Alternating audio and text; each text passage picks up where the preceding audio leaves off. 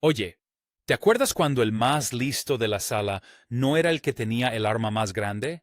¿Era el que tenía un clip? Sí. Y de 1985 a 1992, MacGyver se emitió en ABC y, discretamente, revolucionó el género de acción. Protagonizada por Richard Dean Anderson como Angus MacGyver y Dana Elcar como su sufrido jefe, Pete Thornton. La serie seguía a un agente del gobierno que resolvía problemas imposibles usando física, química y cualquier cosa que tuviera a mano.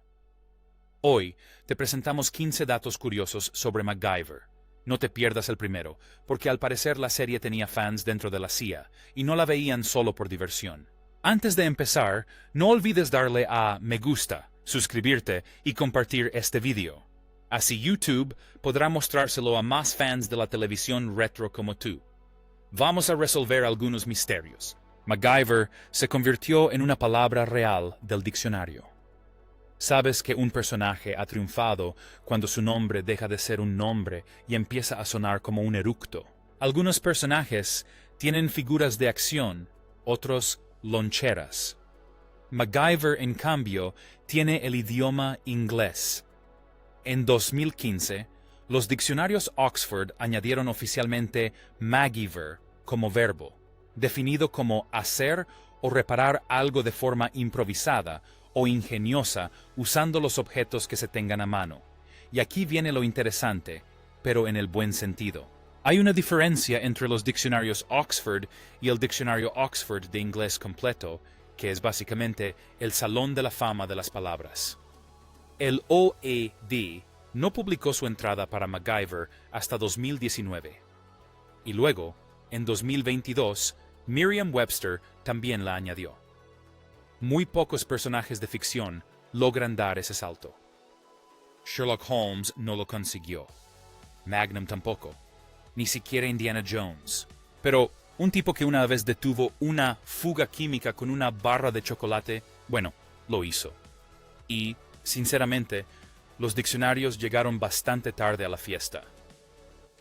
Ya en 1989, Richard Dean Anderson estaba en el programa de Arsenio Hall riéndose de que la gente ya usaba MacGyver como jerga para referirse a lograr lo imposible con nada más que basura y algo de confianza.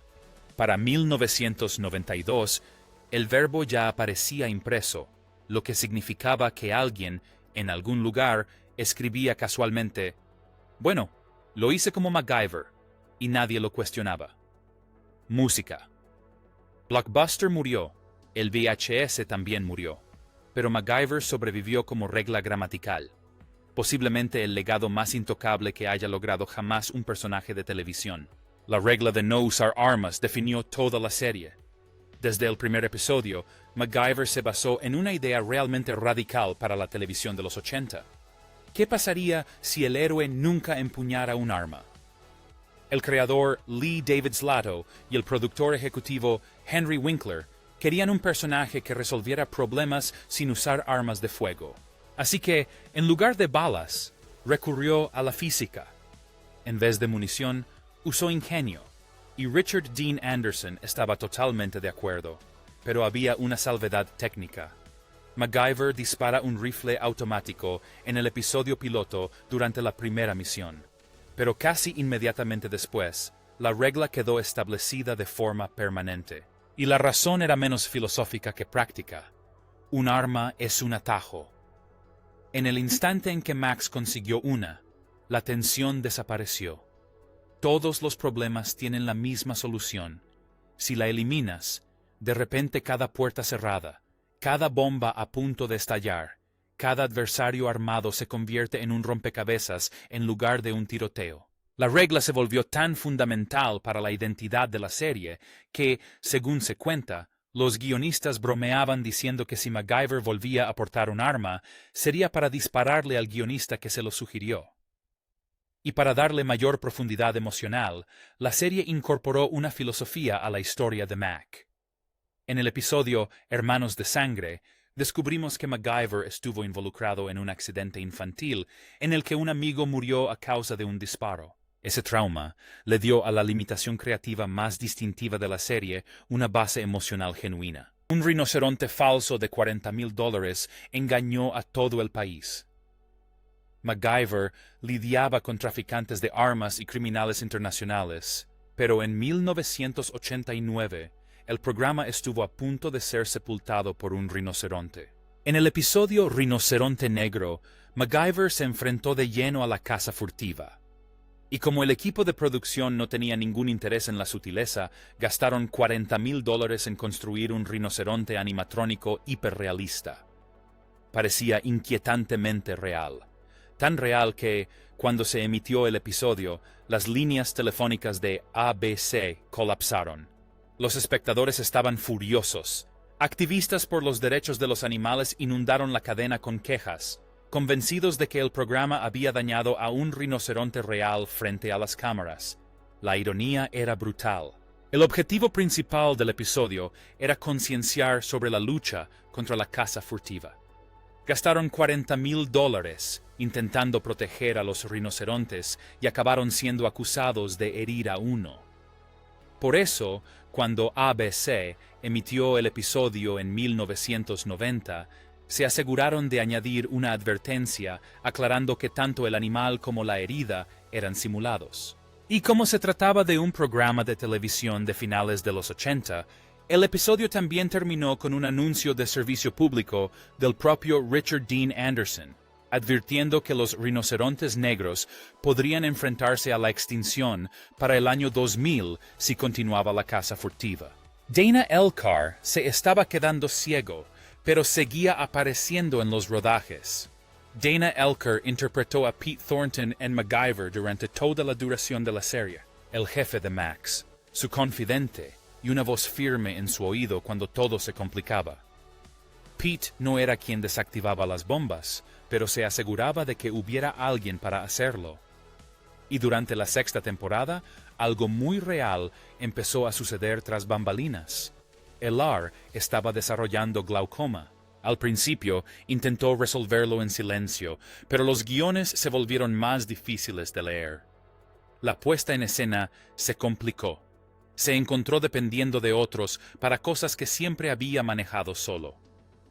Finalmente, le contó la verdad a la producción, pero estaba perdiendo su visión.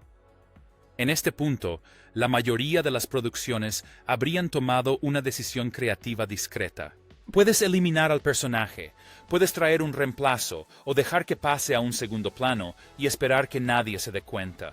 Pero en cambio, los productores y Richard Dean Anderson hicieron algo que nadie esperaba. Lo incluyeron en la serie. ¿Qué pasa con tus ojos? Es mi visión periférica. En el episodio de 1991, Blind Faith, a Pete Thornton le diagnostican pérdida de visión, reflejando directamente la condición real de Elcar. La serie nunca lo convirtió en un personaje que generara lástima. Seguía siendo Pete. Simplemente no podía ver. Para cuando la serie terminó en 1992, Elcar ya era legalmente ciego. Actuaba escuchando los guiones en voz alta y memorizando todo. Usaba marcas físicas en el set para orientarse en las escenas. El elenco se adaptó a él. El equipo se adaptó a su situación. Y cuando se habló de eliminar a Pete discretamente, Anderson se opuso. Quería que la verdadera lucha de Elcar se viera reflejada en la pantalla, no que se ocultara. El episodio piloto fue tan malo que 2 personas usaron nombres falsos. Ahora, antes de que MacGyver se convirtiera en un personaje famoso, el primer episodio casi arruina toda la producción. El episodio piloto original de 1985 se filmó como una película para televisión de 90 minutos. Según el productor ejecutivo John Rich, fue un desastre. Era lento, pesado y errático. Al parecer, ABC vio el producto final y lo consideró un fracaso rotundo. Así que, durante un fin de semana de Pascua, Rich le recortó 30 minutos. El episodio se redujo a 60 minutos concisos que, de hecho, tenían ritmo. Problema resuelto. Bueno, no para todos. El director original, Gerald Friedman, estaba tan furioso con los cambios que solicitó al gremio de directores que eliminaran su nombre por completo. Así que, en los créditos de dirección aparece Alan Smithy, el seudónimo oficial que la industria usó entre 1968 y 2000 para los directores que sentían que su visión había sido destrozada hasta quedar irreconocible. Y la cosa no terminó ahí. También cambiaron los créditos de guión atribuyéndolos a Fakery Poor, un seudónimo del creador de la serie, Lee David Ladov. Dos nombres falsos en un mismo episodio piloto. Eso no es un crédito de producción, es un programa de protección de testigos. Richard Dean Anderson ya era MacGyver antes de la audición. Algunos actores pasan meses preparándose para un papel. Pero Richard Dean Anderson simplemente se presentó con un currículum que parecía sacado de un episodio de MacGyver. A los 17 años, él y un par de amigos recorrieron en bicicleta la distancia que separa Minnesota de Alaska, aproximadamente 5.600 millas, sin patrocinador y con una confianza adolescente totalmente temeraria. Pero antes de que su carrera como actor despegara, trabajó en Marineland of the Pacific como buzo acrobático y cuidador de ballenas. Actuaba junto a orcas y calderones. Más tarde, durante su época, que él mismo describió como hippie, trabajó como mimo, malabarista e incluso actuó como bufón en un cabaret de estilo renacentista. Y actuar ni siquiera era el plan original. Anderson quería jugar hockey profesional. Enséñales a patinar ahora. Vamos, Mac, hazlo. Ese sueño se acabó cuando se rompió ambos brazos en partidos de instituto distintos, lo que podría ser la forma más propia del hockey de acabar accidentalmente en Hollywood. El ecologismo, el rafting, el espíritu aventurero, nada de eso requería actuar. Los guionistas incluso incorporaron algunos de los intereses reales de Anderson al personaje, difuminando un poco la línea entre Richard y Angus hasta casi hacerla desaparecer. Así que, cuando MacGyver parecía un tipo que prefería dormir bajo las estrellas antes que alojarse en un hotel, bueno, eso no era actuación. Era simplemente una cuestión de casting. Una zanja le rompió la espalda a MacGyver. MacGyver podía arreglar una fusión nuclear con un clip, pero Richard Dean Anderson no podía arreglarse la columna. ¿Y ahora qué? Anderson realizaba muchas de sus propias acrobacias y su cuerpo estaba en constante desgaste.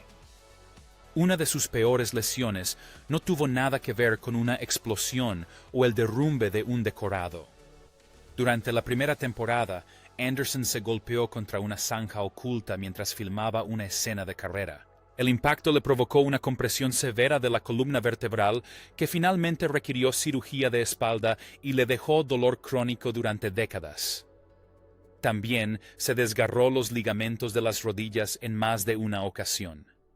En un momento dado, la coincidencia fue tan inoportuna que los guionistas tuvieron que incluir una lesión en la pierna en un episodio solo para explicar por qué MacGyver cojeaba repentinamente en lugar de correr. Cuando la serie terminó en 1992, Anderson estaba agotado físicamente. Más tarde admitió que se retiró porque su cuerpo ya no podía soportar el esfuerzo. La producción acabó recurriendo con mayor frecuencia a su doble de acción de siempre, Steve Bellalock. Pero para entonces, la mayor parte del daño ya estaba hecho. Los fans enviaron por correo los mejores trucos de MacGyver. Los productores de MacGyver no idearon todos los trucos de escape en la sala de guionistas. Dejaron que la audiencia participara en parte del trabajo y les pagaron por ello. El programa invitó activamente a los fans a enviar ideas para los MacGyverismos, trucos ingeniosos y con base científica que Mac podía usar para salir de apuros. Si una propuesta superaba la revisión interna del programa, el fan recibía, según se cuenta, entre $100 y $200, lo que en los años 80 bastaba para comprar una videograbadora, o al menos una cantidad considerable de productos para el cabello. Llegaron miles de cartas. La mayoría, sí, no eran utilizables. Algunas eran probablemente bastante aterradoras, pero unas pocas eran realmente brillantes. Uno de los ejemplos más famosos es el del huevo para radiador. En el episodio Bushmaster de la segunda temporada, MacGyver sella una fuga en el radiador rompiendo un huevo crudo dentro. Las claras de huevo sirven para muchas cosas: tarta de limón, bizcocho de ángel y para tapar radiadores. A medida que el motor se calienta, las claras se cocinan y se endurecen bajo presión, sellando temporalmente la fuga. Suena totalmente inventado, excepto que años después, los cazadores de mitos pusieron a prueba el truco durante su especial de MacGyver y confirmaron que realmente funciona. El programa no era solo de un hombre, era un grupo de expertos a nivel nacional con un buzón de correo. Un momento. Si te está gustando esta cuenta regresiva, no olvides darle a me gusta. Esto le indica a YouTube que quieres ver más a fondo las series que marcaron tu infancia. Y deja un comentario con tu truco favorito de MacGyver. ¿Fue la barra de chocolate, el huevo del radiador, o simplemente algo que intentaste en casa y nunca le contaste a nadie? Bueno, volvamos a la cuenta regresiva. Contrataron a científicos de verdad para que revisaran los trucos. Mientras otros héroes de acción sobrevivían a situaciones imposibles gracias a su enorme tamaño y a leyes físicas cuestionables, MacGyver tenía a científicos en nómina que se aseguraban de que sus trucos funcionaran. La serie contrató a John Kvula, un gemólogo y químico de renombre mundial afiliado al Instituto Gemológico de América. No es precisamente el currículum que uno esperaría de un tipo que escapaba de un almacén cerrado con un chicle y una batería, pero ese era el trabajo. Kvula, junto con otros asesores técnicos como Jim Green y John Potter, revisó minuciosamente los trucos de MacGyver para asegurarse de que se basaran en principios reales de física y química.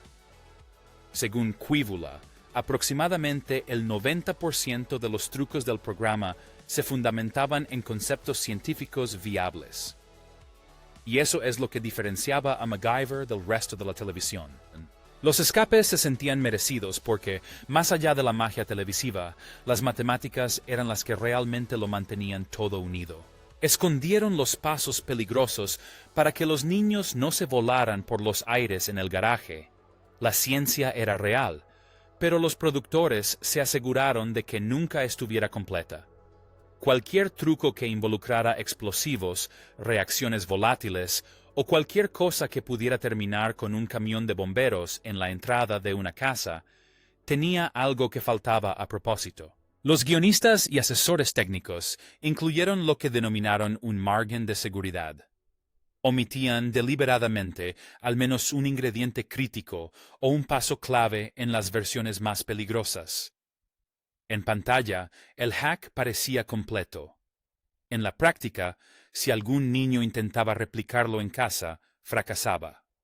El equipo de producción lo consideraba una regla innegociable: mostrar lo suficiente para que la escena resultara atractiva, pero ocultar lo suficiente para que no fuera perjudicial. Porque lo último que necesitaba la ABC era una rueda de prensa que comenzara con las palabras «inspirado en el episodio de anoche». Sí, exacto. Y esas precauciones no eran solo teóricas. En 1991, el LA Times informó de incidentes de niños que intentaban fabricar dispositivos caseros con productos de limpieza domésticos después de ver el programa, razón por la cual el equipo de producción se volvió aún más cuidadoso con lo que se emitía y la cantidad de detalles que incluía. Esa era la magia. Pero también significaba que siempre había algún niño por ahí que observaba con demasiada atención y tomaba notas. Los fans le prohibieron a MacGyver tener novia. MacGyver podía desactivar una bomba, escapar de un edificio cerrado y burlar a un traficante de armas antes del almuerzo. Pero al parecer, lo único que no podía soportar era una relación estable. En la sexta temporada, los guionistas probaron algo nuevo. Introdujeron un interés amoroso recurrente llamado Maria Romberg, interpretado por Brietta Stenberg. La idea era darle a Mac un poco de estabilidad, algo de romance, tal vez incluso un atisbo de una vida personal normal. Pero a los fans no les interesó. El rechazo fue más allá del tiempo en pantalla. Los fans veían a Mac como un héroe nómada, despreocupado, que lo resolvía todo y seguía adelante. Darle una novia permanente hizo que el personaje pareciera menos importante. Y, para ser sinceros, a una buena parte del público probablemente le gustaba la idea de que Mac siguiera disponible, si me entienden. Las protestas surtieron efecto. Maria desapareció tras solo un par de episodios. El romance quedó en segundo plano. Sí, Mac seguía teniendo alguna aventura ocasional y algún antiguo amor aparecía de vez en cuando, pero la serie nunca volvió a intentar una historia de amor duradera. La única mujer que permaneció fiel fue Penny Parker, interpretada por Terry Hatcher, y esa relación era estrictamente platónica. En cambio, el pilar emocional de la serie fue la amistad de Mac con Pete Thornton. Lealtad, confianza, respeto mutuo. Ese era el tipo de relación que al público realmente le importaba proteger. Durante 6 años, nadie supo su nombre de pila, ni siquiera el equipo de producción. Durante 6 temporadas completas, nadie conocía el nombre de pila de MacGyver, ni los villanos, ni el público, y al parecer, ni siquiera la mayoría del equipo. Cada vez que alguien se acercaba a preguntar, Matt lo esquivaba como quien guarda información clasificada. En los primeros borradores de producción, su nombre aparecía como Stacy, pero Richard Dean Anderson y el productor ejecutivo Henry Winkler lo revisaron y decidieron por unanimidad que no se usaría. Pero en lugar de elegir un nombre nuevo, simplemente lo borraron por completo. El misterio se mantuvo hasta la 7ª temporada, en el episodio de 1991 titulado Buenas noches, MacGyver, segunda parte. Mac Hall tiene una alucinación en la que se encuentra en la Escocia medieval, conoce a un antepasado y, casualmente, revela que comparten el mismo nombre, Angus. El nombre se mantuvo en secreto hasta el punto de que ni siquiera se incluyó en el guión final. Al parecer, el reparto y el equipo no se enteraron hasta que se filmó la escena. Anderson había visto el nombre en una valla publicitaria de Vancouver del encuestador Angus Reid y pensó que sonaba perfectamente escocés y auténtico y que le quedaba bien, aunque a Mac claramente le disgustara. A lo largo de la serie, se le notaba que le daba vergüenza su propio nombre e insistía en que lo llamaran simplemente Mac o MacGyver, lo cual tenía sentido. Cuando tu apellido se convierte en una palabra real en el diccionario, la primera es simplemente decorativo. La versión animada de MacGyver estuvo a punto de hacerse realidad en más de una ocasión. En aquella época, cualquier programa que alcanzaba cierta popularidad acababa siendo propuesto como serie animada. Así que, inevitablemente, alguien preguntó, ¿y si animáramos a MacGyver? La idea llegó más lejos de lo que uno podría pensar. A principios de la década de 2000, hubo un intento real de lanzar un spin-off llamado Young MacGyver, que seguía al sobrino de Mac, Clay. Incluso se filmó un episodio piloto con actores reales. Protagonizada por Jared Padalecki años antes de Supernatural, la serie no llegó a producirse, en parte debido al propio Richard Dean Anderson. Él protegía ferozmente al personaje, rechazando acuerdos de merchandising y negándose rotundamente a que Mac se redujera a simples trucos cómicos para vender juguetes. Pero incluso sin una serie animada oficial, la influencia de MacGyver terminó presente en toda la animación. Y luego estaba MacGruber, la parodia de SNL que llevó el concepto de improvisar bajo presión al extremo del absurdo, creando inventos que salvaban vidas con objetos cotidianos, y que finalmente se convirtió en película y serie de televisión. La versión cómica que Anderson quería evitar a toda costa, bueno, al final acabó apareciendo, solo que con otro nombre.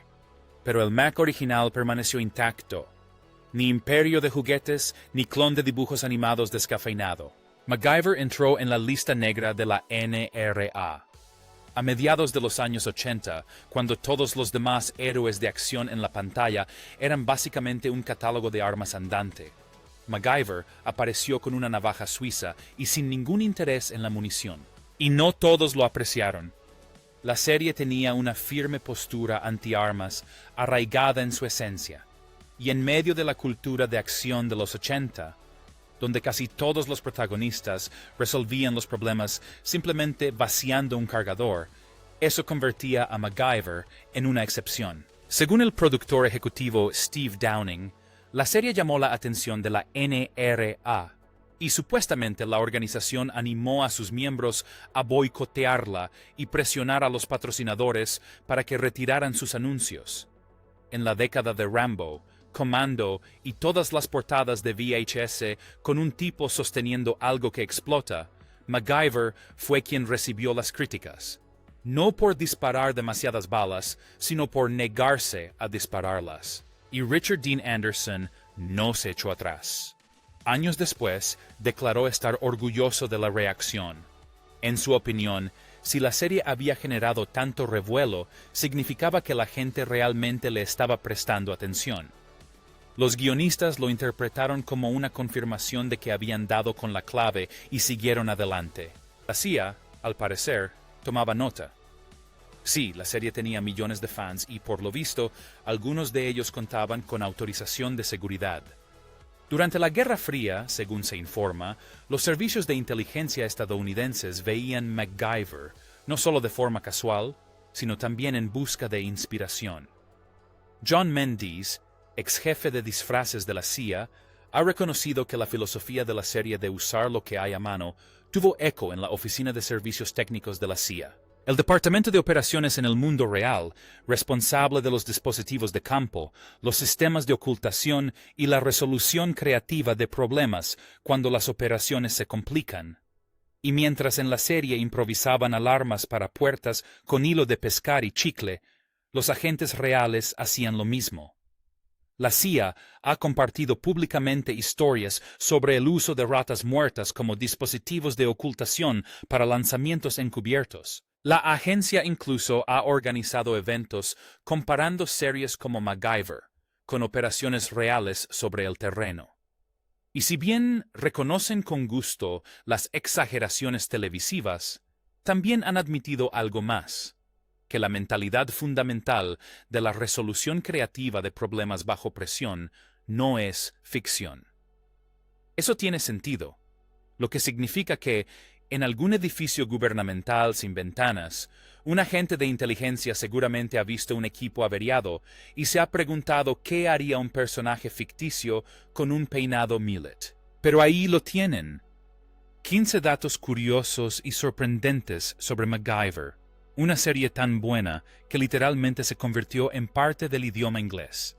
Y, sinceramente, si alguna vez has arreglado algo con cinta adhesiva y un poco de suerte, le debes regalías a este hombre.